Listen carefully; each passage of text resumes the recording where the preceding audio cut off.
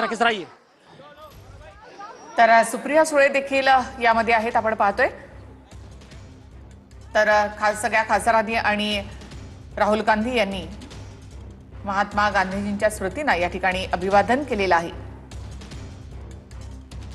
शांततेत कोणती घोषणाबाजी नाही आणि सर्व खासदार येऊन हातामध्ये टॉर्च ऑन करून, आपल्या मोबाईलचा टॉर्च ऑन करून हातामध्ये हे बॅनर घेतलेले आहेत आणि ज्या काही आपल्या मागण्या आहेत त्या संदर्भात सर्व खासदारांनी गांधी स्मृती स्थळी येऊन अभिवादन केलंय आणि हे सर्व खासदार आता अभिवादन करून माघारी निघाले।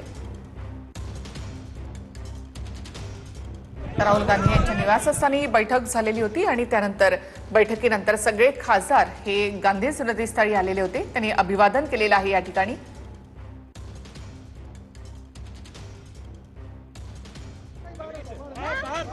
प्रियंका गांधी या ठिकाणी काही प्रतिक्रिया देत आहेत का? तर धर्मेंद्र प्रधान यांच्या राजीनाम्याची मागणी राहुल गांधींनी केली आहे। या सगळ्या कृतीमधून आपण हा मुद्दा सोडलेला नाही आणि सोडणार नाही हे राहुल गांधींनी इथे दाखवून दिलंय। संसदेमध्ये, लोकसभा, राज्यसभेत यावर चर्चा होत नसली तरी रस्त्यावरची लढाई लढण्यासाठी आणि हाच मुद्दा घेऊन हे सगळे खासदार या ठिकाणी पोहोचल्याचं आपल्याला बघायला मिळतंय। विशाल पाटील आहेत, आपण त्यांच्याशी बोलण्याचा प्रयत्न व्हावं आणि ह्यातनं मार्ग काढावा। त्यांना पूर्ण पाठिंबा आमचा आहे, निश्चितच आहे। पक्षाने त्यांना पाठिंबा दिलेला आहे। कुठलाही त्रास त्यांना झाला तर आम्ही रस्त्यावर उतरलेलोच आहे, पुढे जाणार। पुढच्या टप्प्यात जर ते उद्या राजीनामा देत असतील तर निश्चित संसद पूर्ण वेळ चालेल आणि जास्तीत जास्त वेळ हा नीटच्या चर्चेवर दिला जाईल। विशालजी, मोठ्या प्रमाणावरती पोलिसांकडून बॅरिगेटिंग सगळ्या रस्त्यावरती केलेलं होतं, पण आक्रमक प्रवृत्ती सगळ्या काँग्रेसच्या कार्यकर्त्यांचा बघायला मिळाला। हे बघा, त्या विद्यार्थ्यांना ज्या पद्धतीने मारलं, त्यांच्या अंगावर लहान मुली सुद्धा त्या आंदोलनात होते, त्यांनाही मारलं गेलं, हे खूप दुर्दैवी आहे। राहुल गांधींना मारलं, आम्हाला अडवलं, आमच्या आडवे बॅरिकेड टाकल्या। आम्ही राजकीय लोक, आम्हाला सवय आहे, आम्ही ते सहन करू।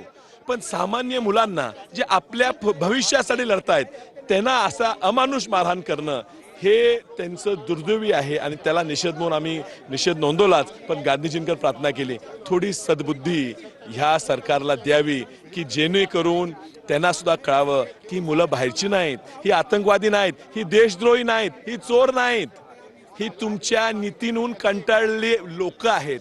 त्यांच्यावर जरा सहानुभूतीपूर्वक तुम्ही लक्ष द्या। विशालजी, 2 दिवसांपूर्वी पंतप्रधानांच्या निवासस्थानी तुम्ही सगळे पोहोचल्याचं, राहुल गांधी आणि तुम्ही सगळे पोहोचल्याचं बघायला मिळालं होतं। त्यानंतर आज या ठिकाणी आलेला आहात। धर्मेंद्र प्रधानांचा राजीनामा ही तुमची प्रमुख मागणी आहे, त्यावरती ठाम आहात तुम्ही? हे बघा, त्यांनी राजीनामा दिल्याशिवाय संसद चालू देणार नाही, मी ठरवलेलं आहे। पहिला त्यांनी राजीनामा द्यावा आणि मग लगेच चर्चा करावी नीटवर। ही चर्चा झाल्याशिवाय त्याच्यावर चांगला तोडगा, हे बघा, तरुण युवक ह्यांना सुद्धा दाखवायला लागणार तुम्हाला सरकारला की तुम्ही संवेदनशील आहे त्यांच्या मागण्यांकडे। एक राजीनामा तुम्ही ज्या देत नाही, एवढा इगो, एवढी माज, एवढी मस्ती या सरकारला कुणामुळे आली? या जनतेच्या मतांमुळे आली आहे। ती जनताच तुम्हाला सांगते, तुम्ही ऐकायला तयार नाही।